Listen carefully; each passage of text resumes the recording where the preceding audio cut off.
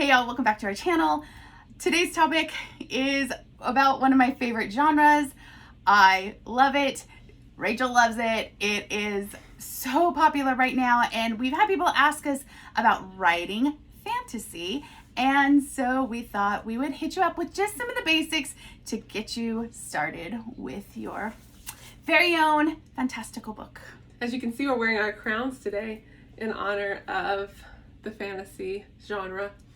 So any excuse to wear a crown, we're good with. All right, so what is fantasy? Fantasy is a story that takes place in a fictional world. The premise is based on myths, legends, folklore. There's no way it could happen in the real world as it is right now. So anything to do with that would be fantasy. So with it not taking place in this world, that means that you have to world build. And let me tell you who this doesn't work out really well for. Pantsers. Sorry, pantsers. There is no way you are pantsing a fantasy book. You have to plan because there's so much that goes into it, and so easily with certain things, as you will see as we go through, you can make all sorts of loopholes, plot holes. It could just end up being a stinking mess if you don't plan it out. So get ready to jot this all down because you're gonna have to plan it if you want to write it. The first thing you need to think about is literally your geography. A lot of people like to actually draw maps. I'm not an artist in any way, but there are people who like to do that.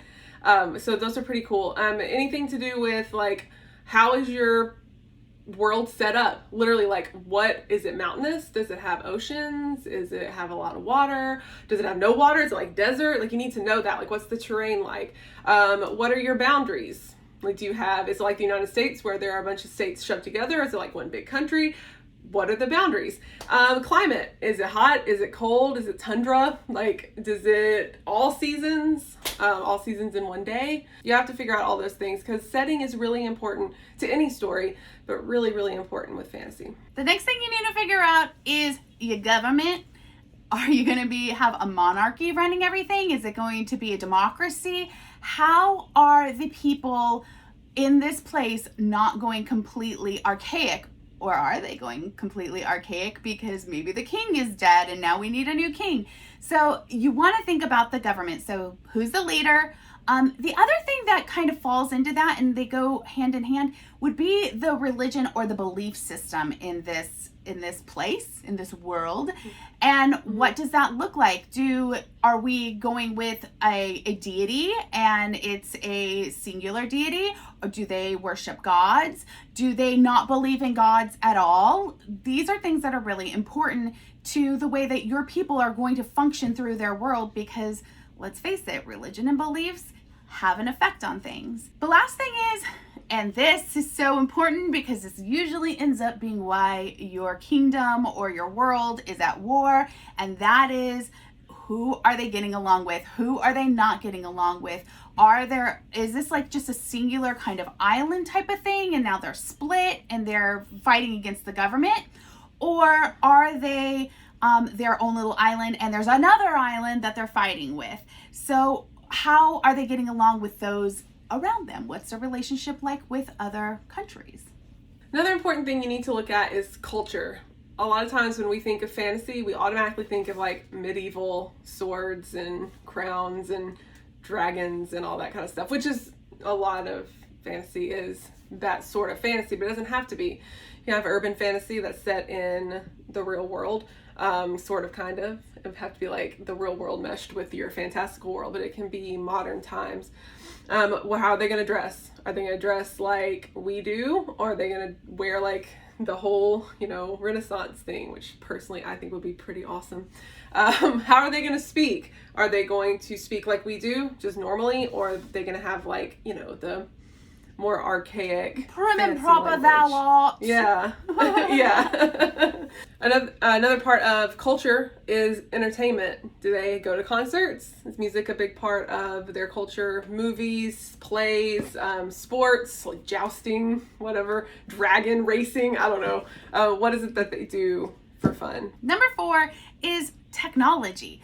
This is really important when you're thinking about transportation. Do they ride horses? Are they driving really cool cars that you've kind of made up and maybe they're like arrow kind of, they float? How are they getting from point A to point B? Because usually in a fantasy, they're on some kind of journey, and how are they getting there? The next thing that you want to look at when it comes to technology is their weapons. Do they have guns? Do they have only swords? Do they have some other type of thing that you made up? I mean, that's a possibility. And then lastly is communication, because usually you got to get everybody all together. Are we sending out letters? Are you doing smoke signals? Do they have a cell phone? How are they communicating with those around them? All right, another thing, this is a cool part of fantasy, is the creatures. What kind of animals are you going to have? Are you going to have, like I've already mentioned, dragons, griffins, the Sphinx? You can make up creatures. Akatar has one of my favorite creatures ever. I guess the Surreal is a creature, don't you think? Yep, I would say the Surreal's a creature. Number 6, and lastly, when it comes to your world building, you got to think of the magic system. This is not a must. There are fantasy stories out there that don't use any kind of magic system, but it is usually a big part of fantasy. So you want to consider if that's something you want to add into your story. What does that magic system look like? What is it? Who can wield it? Can everybody wield it? Is there only certain people that can wield it? We look at books like Red Queen, where it was, you had the silver bloods and the red bloods. The red bloods could not control, didn't have any powers, but the silvers did. So that type of thing. What is the source? That's really important too. Where is this coming from? Is it coming from a deity? Again, that'll fall back into knowing the religion in your world. Or is it just something that's innately you're born with? And then what is its effects on society? Keep in mind that when you start using certain type of powers, or let's say that you say that the power's uncontrollable at the beginning. On 16th birthday, you get your powers and it's uncontrollable. A lot of people turn in 16 on one day, and then the day after that, and the day after that, and if they're all wielding fire, you probably have like a village burnt to the ground somewhere. So that's usually why we see people not having this uncontrollable power, but something that they have to learn to wield and call forth, is because when you think about it, that could get kind of messy. Just some helpful hints to close us out. One that's really important, and this is going back to you cannot pants a fantasy novel. Overplan. Make all the notes you want, have like the longest Scrivener outline in the entire world, but do not overwrite. You need to understand in your head where things are, where they come from, and write it into the plot and into the story. Because any fantasy writer could write an info dump book for like 1,000 pages, because that's what you're doing, is building this whole world. So, but nobody wants to read that. Going along with overwriting is make sure you're revealing your world as it's happening. You don't need to info dump at the very beginning that there is an oppressive king. No, the readers will get there's an oppressive king when they start seeing the oppression. So make sure that we're revealing it as we go and not just setting it and barfing everything out at the very beginning. It doesn't work. Again, it's an info dump, and that is so boring. Keep it believable. Yeah. And I know that's funny to say with fantasy, but here's an example. If your characters are walking on the ground, then there's gravity. So don't break that law. I mean, you can't have it both ways, even if it is fantasy. So make sure that you're at least you need to have your own set of rules and at least make sure you're following your own set of rules and make sure it makes sense. Next, think of what your world's conflict is. Where are people not going to see eye to eye? In our world, we all don't see eye to eye. We have conflict all over the place. People that believe one thing over people that believe another thing. So that becomes really important because, like I said before, you're usually dealing with a world that there's some kind of instability there. And that usually comes from the conflict of the people. So let's figure that out before you start to write it. Lastly, don't overcomplicate it, because when you do that, you push people away from the genre, which is what happened to me. I think I was reading for a long time trying to read the wrong kind of fantasy book that was too much, too complicated. If you're struggling to write why something's happening, your reader is going to struggle to understand why it's happening. With fantasy, it is because it is an acceptable reason. There is a suspension of disbelief with fantasy. I know we just said keep it realistic. Yeah, follow your own rules. Don't break your own rules. But there are some things that are just going to happen because it's fantasy, and that's okay.